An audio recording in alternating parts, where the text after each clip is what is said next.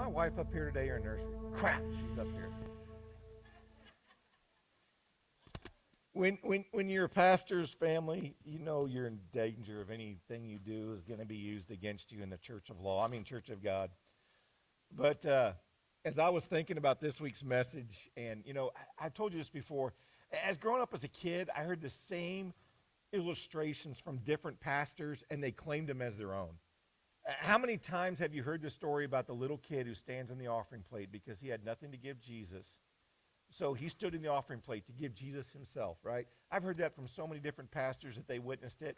I'm like, it must have been a pastor's convention whenever that happened because everybody witnessed that little story. But today, as I was thinking about the message that I think God's put on my heart, and I almost changed it just because of, the kids going with their forever home and some other things, but I believe God has his timing. But I was trying to come up with an illustration of something like this. And today we're going to look at Naomi and how she thought how her heart and her life was full and God had other plans. And as I thought of an illustration to start off church, the only thing I can think of is my wife and I's relationship. Now, it's not that my wife has let me down since we've been married, not that I will confess to in front of you. But before we got married and while we were still in high school, we started dating. If you haven't heard this story, you're going to hear a little bit of the beginnings of the Wolff pack. And, my wife is a couple years older than me. Yes, she's a cougar or whatever you call that when those old ladies rob the cradle. But we went to a little private school, and we were getting ready for our regionals, which 3 other teams, no big deal, or 4 ever. I even forget what it was. But we had secret pep admirers or whatever, and they made us little notes and little things. They'd put it on our lockers or make us little baskets or whatever. And this happened all week leading up to our big soccer tournament. And I didn't know who my admirer was. The final reveal day came, and I was sitting in Mr. Dawson's class, and I had my stuff out, and he goes, "Who was your admirer?" And I said, "DDZ." And he goes, "Well, did you thank her?" And I go, "I don't know who she is." And I didn't. She was a senior, and she was, a rock star basketball player and whatever else, volleyball, all that stuff she was great at. And I'm like, I don't know who it is. And he told me who it was. And I was like, wow, that's nice. And later on, we went on a date or two. Normally the guy tries to impress the girl, but my bride thought that she was going to show me up, and she was going to run backwards up an escalator. We had a big game that night against Tri-City Christian, which was one of our always beat us. And about halfway up, she missed it and put a big old gash in her knee. And Mr. Gallagher about came unglued on me, and I told him it wasn't me, it was her, all on her own. I didn't do it. But as we were dating, right before a big sports banquet, I'm like, yes, we're going to go to a sports banquet together. She decides to break it off. Break it off. With all of this eye candy right here. I mean, I bought white pants with the white suspenders and a pink shirt. Those of you that were back in the late 80s, early, that was hot, right? That was the thing to wear. And she breaks it off with me. My little heart was broken, right? I thought life was full. I got this awesome lady on my arm. We're going to go to the banquet. Everyone's going to look at me, upperclassmen. Yeah, life is good. I'm going to look hot and all of this stuff. And now I'm going by myself, all right? Hey, it's all right. I broke up with her later, and then I got back at her later, but it's all right. But, hey, that was over 30-some years ago, so apparently God knew what he was doing. But, the heartbreak that I felt, and maybe some of you have had that. It may be on a larger scale. But to me, as I thought of something that I put a lot of, man, wouldn't it be great if we got married, lived our life together? Her dad made catfish bait. I loved fishing. I'm like, yeah, I'll get free catfish bait for the rest of my life. It may stink because it was stink bait, but that's okay, But that wasn't God's plan, and that wasn't his timing. And just the heartache. Well, you were young, you'll get over it. Well, what happens when heartbreak happens when we're older? We have the story in Ruth. I know it's entitled Ruth, but there's a story in there of Naomi. Now, if we read the few verses, and I want to read them, and there's just one verse, one passage I'm going to put on the screen, but I want you to catch on to what's going on. So I'm just going to read them. If you want to look in Ruth chapter 1 or get it on your phone, that's where we're going to be. But I just want you to pay attention. It says, in these days, when the judges ruled, so back in the book of Judges, when Israel had come into the land and they wouldn't do what God had asked, God would raise up righteous men or women that would kill the foes that were oppressing Israel. And then as long as those judges lived, the nation of Israel would do what was right before God. Well, but when the judges died, Israel would slide back into idol worship and follow other gods, and then God would have to raise up another judge. The cycle would continue. So, in Bethlehem of and a man of Bethlehem of Judah went to sojourn in the country of Moab, he and his wife and his 2 sons. Later, you'll learn that they left because there was a famine in the land. Okay, there was judgment of God on the land of Israel because they weren't doing what God had said. The name of the man was Elimelech, and the name of his wife was Naomi. And the names of his 2 sons were Mahlon and Chilion. They were Epaphrathites, from Bethlehem in Judah. They went into the country of Moab and remained there. There it is. They remained there. Now, those of you that remember the story of Genesis and Exodus, the whole part of taking Israel out of Egypt was they were to go to the land that God had promised Abraham and promised later Jacob that this was going to be their land. They were supposed to live in the land, and God would be their God, right? But notice that he left because there wasn't food, but then he remained. Well, let's go on. Verse 3, but Elimelech, the husband of Naomi, died, and she was left with her 2 sons, these 2 Moabite wives. The name of the one was Orpah, and I about said Oprah. That wouldn't have been good. It was Orpah. And the name of the other was Ruth. They lived there about 10 years. So in a span line of 10 years, all of this is happening. It says, and both Mahlon and Chilion died, so that the woman was left without her 2 sons and her husband. Now, I've been to many funerals. I've done some where we've buried a spouse. And as tough as that is, the harder part is to see a parent have to bury a child. It doesn't matter what age the child is. The parent could be 150 and the child 125, and the parent still takes it harder than the spouse or the kids. You know, you're supposed to outlive your kids. After all, isn't there a covenant in the Bible that when thou changest thy childish diaper, they shall change thy diaper in thy old age, right? Isn't that in there somewhere? If not, we ought to pin it in there. Yeah, it's in 2 Opinions chapter 12, verse 10. Look it up when you get home, right? But to lose your child, man, that's a whole nother level of pain. That's a whole nother level of hurt. And she lost it all. Well, these 2 ladies do their job, and they stick with Naomi. And Naomi hears through the grapevine, because they didn't have internet back then and all that stuff we have now, that God has blessed Israel again. The fields are full. And Naomi decides it's time to return. So she turns to her daughters-in-law and said, hey, I'm going to head back home. I've got land. I've got people. I'm going to go back to my peeps. You know, you girls stay here. I'm too old. I can't have any more sons for you to have as husbands. And they said their goodbyes, and one of them turns around. But you know the story. Ruth stays with Naomi.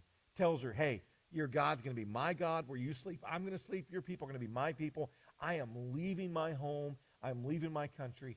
And I'm going to become an Israelite with you. And as Naomi returns home, the verse you have in your bulletin, and well, let's start in verse 19 and then we'll hit verse 20. It says, so the 2 of them went on until they came to Bethlehem. And when they came to Bethlehem, the whole town was stirred because of them. It's been 10 years, but everyone still remembers Naomi. I don't know if her husband was a leader. I don't know if they had something, some shop. I don't know what it is, but they remembered Naomi. And as she returns, everyone starts talking. The gossip starts flowing. Hey, Naomi's back. Who's that she brought with her? And it says that everyone was stirred because of them. And the woman said, "Is this Naomi?" Verse 20. She said to them, in other words, Naomi responded, "Do not call me Naomi, call me Mara. For the Almighty has dealt very bitterly with me. I went away full, and the Lord has brought me back empty. Why call me Naomi? When the Lord has testified against me, and the Almighty has brought calamity on me." Man. Naomi, her name literally means full, or you could look at it as blessed and happy. Everything in her life when she had left was, imagine that. She left with 2 boys. We don't know at what time her husband died. From the story, we can detect that her boys probably died after her husband. But she left with her husband and 2 boys while in Moab. Man, she saw her boys get married, which, of course, you'd think at some point they're going to give you grandkids, right? I mean, she's seen a lot of joy in her life, but as she returns without a husband. That's no means of support. There wasn't Social Security back then. There wasn't the things we have now.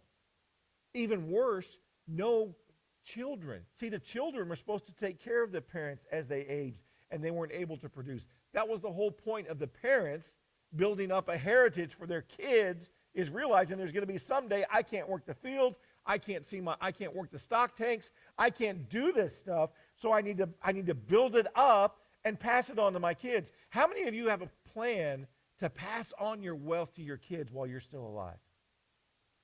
Guys, that's the biblical way to do it. Some of you are like, nope, it's in that bank, it's in that IRA. I'm going to watch it build and grow, and when I die, they're going to fight over it. I already know it, so I'm going to sit back in heaven, and I'm going to watch the antics play out. The biblical heritage we talk about is, first of all, about a spiritual and character, but guys, as parents, we are to bless our kids. I said bless, not spoil. There's a line there. It's hard to find in some of your lives. I know. I've seen your kids. I'm not going to say which one. I'm looking up. I'm not going to say which kids. There is a line of blessing our kids and spoiling them. But the whole idea is there is no Social Security. As parents, as we teach our kids, as we invest in them, as we provide land and cattle or whatever it was in the Bible to do, when I'm old and can't work, my kids now know how to take care of me. How many of you are planning on retirement? I'm moving back in with my kids. They owe me 18 years. And since I don't know when God's going to take me, as soon as they got a house nicer than mine and big enough, I'm moving in, baby. Right? I remember when we bought our first house, my wife and I looked at this little dinky, the floors were cattywampus. It was something. But it was what we could afford, we thought. And we take her parents over to look at this house, and her dad goes, no. I don't know why, but I know why, because it was something to behold. And he goes, no, you're not going to do this. And we went and found another house, and her family was blessed enough to help us get into a better house than we deserved. But as I think about it, it had 3 bedrooms, bathroom, big old extra. If they had to move in with us, I guess he was going to make sure the house was big enough that it would support us all. But that was the whole idea. And here comes Naomi back without any of that support group, any of that safety net. It's gone. Now notice that Naomi blames God. I told you it's during the time of the Judges where there was a lot of prosperity, but then it was oftentimes followed by a lot of famine and domination by opposing forces because they turned their back on God. God's promise was, as long as I'm your God, as long as you focus on me, I will take care of you. The land will produce, things will be amazing. But when you turn your back on me, hey, I'm going to correct you and bring you back. So they left Israel, the place they were supposed to stay, because God was trying to get their attention and get them to turn back. See, the calamity that fell on Naomi was because they made bad decisions as far as their life and what they were doing before God. Now, before we get too bad, see, Naomi, shame on you. That's why your husband died. That's why your kids died. I'm not saying that's what happened. I'm saying that God told them to stay in the land and he'd provide, and they left. So when you step outside of God's will,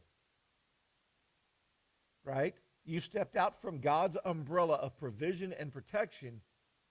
Don't look to God to fix the things that you've exposed yourself to when you stepped outside of his plan. That's not how that works.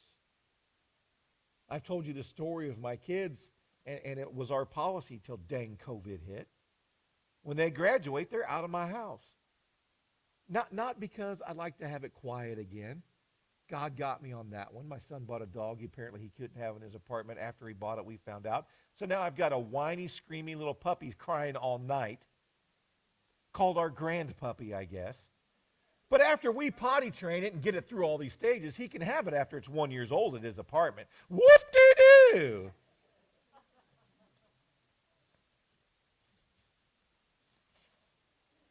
When you step outside of God's will to try and fix things or make things right, don't blame God for what happens. Don't blame him. You decided that his way wasn't working for you, that his timing wasn't best for you, so you're going to split.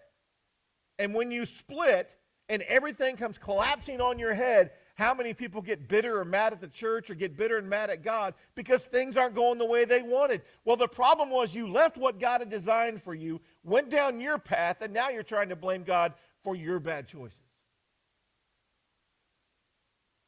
See, what happened in Naomi's life, I'm not blaming God because I don't know the mind or heart of God. But everything that happened in Moab happened in a land outside of what God told them to stay in. Naomi, hey, I want you to call me bitter now. The Lord has brought calamity on me. It's his fault. Now, as we study the rest of the book, you know what happens. By, quote, chance, Ruth goes to clean barley in the corners of the field of Boaz. Boaz goes, who's that fine thing over there picking that barley in the corners? Right? And they find out who it is, and they find out that it's Naomi's daughter-in-law. He says, you make sure that she's protected from the other men. In other words, I don't want anyone putting hands on her. I don't want anyone trying to claim her. Don't molest her. Don't touch her. And in fact, I want you to start dropping more of the good barley when you clean so she can pick it up. Gives her barley that's already been processed. Finds out that he can redeem them through the process. Hey, if you want to know all the details, read the book. It's all in there, all right? It's only 4 chapters. You can do it, all right? Finds out that he can be the redeemer, and he does it, and they get married, right? And they have a kid. And as they have a kid, and as Naomi takes this child and puts it in her arms, in the last part of chapter 4 there in verse 13, it says, so Boaz took Ruth, she became his wife, and he went into her. The Lord gave them conception, and she bore a son. Then the women, all of the friends probably that saw Naomi come back, all of these people are going to speak into Naomi's situation the truth of what God has been doing in Naomi's life. She couldn't see it at the time, but see, someone outside the situation could see it. See, that's why you need to be in church or in a good life group. Because when we go through bad things, or even when we go through good things, God expects us to share it. And when we're in bad times, we need another set of eyes to look into our situation and speak truth and life into it. Because oftentimes those bad times aren't as bad as we think. You think times are bad? You need to sign up for Guatemala. I'll take you down there. I'll let you see what it's like to truly live in dirt. Literally have to set up a little corner cafe to sell whatever in the heck you think you can sell, even if it's wood little bundles of sticks, just so that you can provide for your family. You think you have it bad here. But see, looking on the inside, Naomi had all of this, and now she's here and she can't see it. So the women, after Ruth has this child, the women speaking to Naomi, they say, blessed be the Lord, who has not left you this day without a redeemer. In other words, Boaz bought back your home, bought back your property, and now he has given you a descendant through Ruth. Because see, that's the way it operated in the Old Testament. If a brother died, the other brother was supposed to take that spouse as theirs and have a child with her, And that child would then take the place of that spouse that died, and that would be the descendant of record. See, when Boaz took Ruth, that firstborn son was through that line that her husband was through. The firstborn. After that, the rest of them are Boaz's fault, right? They get his portion, they get his thing. But see, what had just happened? That child truly was a grandchild of Naomi. It was as if her son had produced that child. He shall be to you and restore your life, and a nourisher of your old age. I already talked to you about how the kids were supposed to provide for the parents as they got older. And for your daughter-in-law, who loves you, who is more to you than 7 sons, has given birth to you. Sitting on the outside, these women are watching Ruth and how she works tirelessly and takes care of her mother-in-law. And they go, hey, we might have known your boys, those little rapscallions, when you left. We were wondering if the boys were going to turn out to anything good. We over here, we had a pot going on as to which one of them was going to be in jail first, right? I don't know. But what they're telling her is, Ruth, man, I know they were your kids. They came out of your womb, but Ruth is like 7 sons to you. And he has given birth to him. Then Naomi took the child and laid him on her lap, and she became his nurse. And the woman of the neighborhood gave him a name, saying, a son has been born to Naomi. They named him Obed. Get this. He was the father of Jesse, the father of David. 3 generations removed from the lineage of the kingdom of Israel. The woman who said, God has dealt bitterly with me, becomes in the line of Jesus the Messiah. What can we take away from the story today of Naomi? Well, first of all, we need to stop blaming God for the consequences of our sin. God does not sin. He has not sinned. He will not sin. His character will not allow him to do such. When we get into situations or when we're dealing with things on this world because not necessarily of our sin, but because of someone else's sin, stop trying to blame God. That's not on him. If God was truly the way that we try and say, God, it's your fault they died, it's your fault they did this, if you want to go that route with God, realize that as soon as you commit your first sin here on earth, you should be striked dead. The wages of sin is death. He told him, you eat of that tree, you're going to die. He warned him.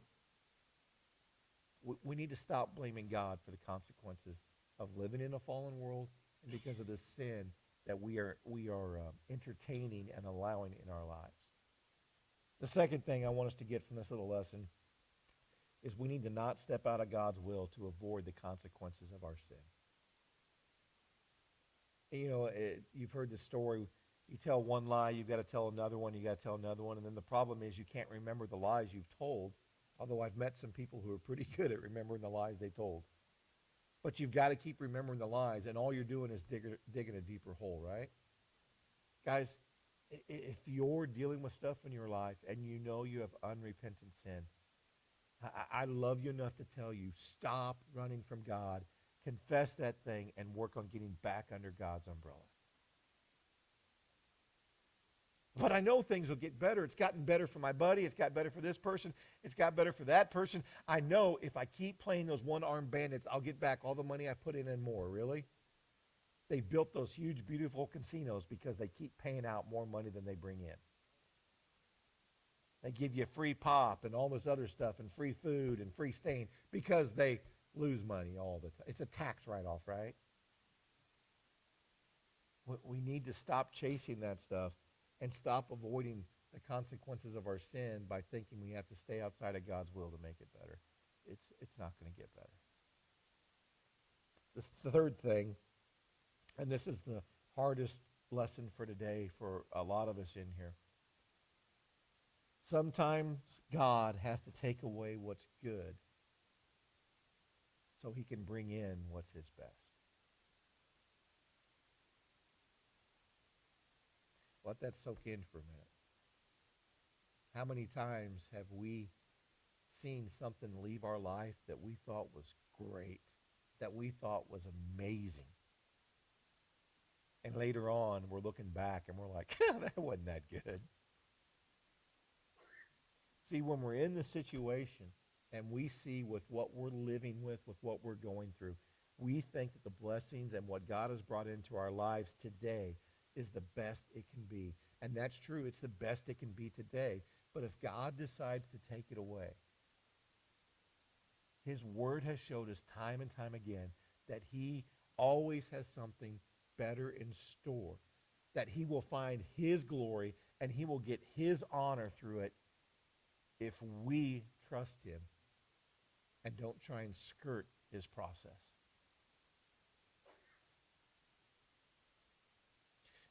I've watched many people die of cancer. It seems since I went through it almost 12 years ago. So my brother was asking me the other day. I said, well, in August, it'll be 12 years since my first clean PET scan, and November is when I got my stem cell. November's the date I kind of hold to when I got my stem cell, or my second birthday, if you will. But it'll be 12 years. He's like, I can't believe it's been 12 years. I'm like, I know. In those 12 years, I think God took me through that specifically because he has brought me across the path of many people's lives. And unfortunately, including my own mom, I've had to watch them die of cancer. If you ever watch someone die of cancer, it is not pleasant. Their body literally is in revolt in itself. Things are shutting down, and it's terrible. And it's not good to tell the family when you're at the hospital and someone just died of a car wreck or of a heart attack. But I want to tell you right now, if God will take me home, if I get hit by a runaway goat out here and I die, that's better than some of the way that God has taken some people home, in my opinion. Sorry, Lord, if it's wrong. But see, the family that's hurting at that time can't understand what God may have seen had things carried on. See, sometimes we question God. Why? Why did you allow this to happen? I was happy. My life was full. And God goes, hold it. Wait a second. Just wait. It's going to get better. Right? It's going to get better. It's just like that evangelist who has that fork taped to his mic when he preaches to you. Ed something. I can't remember his last name. You know why he has that fork taped there? You ever eat a good meal and they take all your silverware away? That means the meal's over. You ever had a good meal and they say you're going to want to hold that spoon or that fork? What's that mean? Oh, here it comes, right? Here comes that dessert. Hey, by the way, if you don't know, Southside's got a sundae that's the strawberry shortcake sundae is amazing. It's more like a parfait. Woo! Don't take my spoon away if dessert's coming. Guys, when God takes something out of our life and we think, man, it was good, why in the world is he removing it from me? I promise you, it will make sense and things will be better. Naomi couldn't understand it. Hey, call me bitter. God has done some mean things to me. I'll bet when that child is laid in her lap and as she watched that child grow, I'll bet if she could tell us, if she put an addendum to Ruth, oh, by the way, I was wrong. Call me Naomi because I truly am full. Are you trusting him today? Are you still bitter that you think maybe he took away some of the things that your life was full and you decided, I'm going to try things on my own? Maybe today you need to take this lesson here and realize there is a loving God who has a plan, and we can't see it right now. I wish there was a book of Scott I could turn to and I could see the next chapter, but the problem is if I could see the future, I'd probably mess it up, right? Or I'd get impatient trying to make it happen and really screw it up, right? But in Naomi, we see that God always has our best. It doesn't mean there's not going to be hard times. But you think your life is full now? Will you trust him with your present and your future? Father, this morning, as we've looked at your word, I can truly empathize. I've never been there in the place that Naomi's been at. The times in my life, if I look at the times that I think you robbed me or took something away from me, I got to be honest, you replaced it with 10 times things better. Even my little illustration of Deanna breaking things off and me breaking things off with her, the people that we were when we did get married was a whole lot better version of ourselves than when we first started dating. But it is so hard to trust you when we were so happy and you've changed the course of our life. Maybe it feels like we always say you're going to open another door, and maybe it feels like for many this morning it seems like we're in a hallway. And in that hallway, maybe for some of us the hallway's lit and we can see doors and we can see a door we think we're supposed to open, but maybe some are in a dark hallway right now and they can't even see doors, they can't see light, and they're scrambling for what's next. Father, I just pray right now that you use your word and your message to give them comfort and peace and assurance that you still are in control and you still are moving. We may not understand it all now, but we have your word to show us that you are faithful if we'll trust you. Father, maybe there's someone here today and they've heard me talk about a relationship with you and being one of your children, but they have never accepted the free gift of eternal life because of what Jesus did on the cross. They don't know if they died today that they would be in eternity when their eyes open back up with their soul. Father, I pray that that person or persons would not leave without grabbing someone and say, hey, how do I know that my eternal security in heaven is made secure? Father, I pray that you would move in that person, that they wouldn't leave till things are right. Father, again, I want to pray comfort over those who are mourning, comfort over those who are in the hallway as they're waiting for you to show them what's next. As we have this time of invitation, I pray that you would move in the way that you would want. In your name we pray.